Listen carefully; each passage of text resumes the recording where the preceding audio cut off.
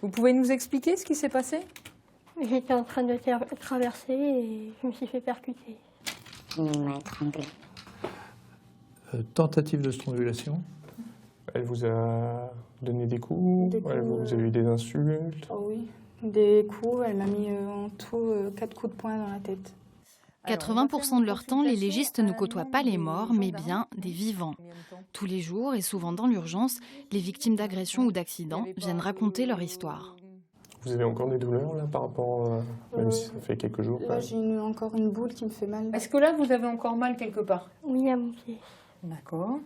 L'objectif de ces consultations est établir un premier constat à la demande des gendarmes ou de la police.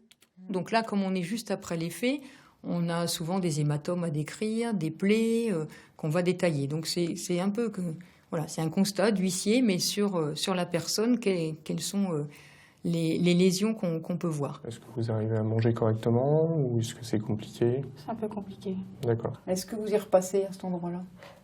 Maintenant, non. Pourquoi? Je ne sais pas, je stresse.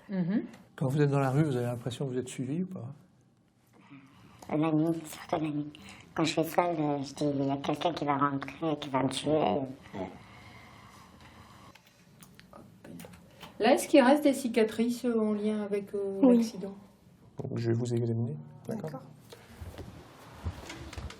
Et ici, on a une approche vraiment humaine. Ça, c'est apporter du réconfort, apporter de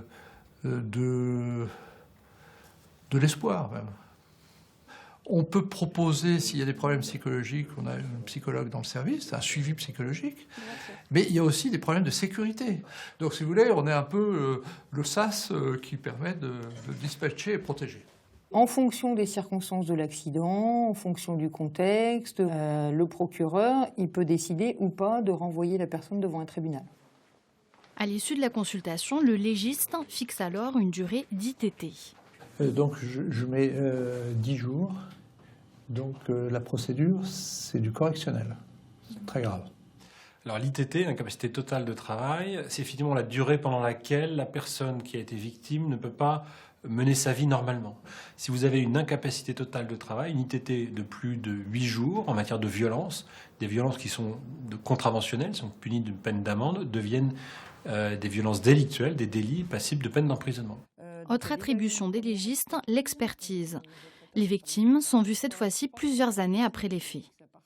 J'ai été désignée par la commission de conciliation et d'indemnisation pour vous examiner suite à un accident médical. Le médecin va alors dérouler tout le fil des événements suite à l'intervention chirurgicale.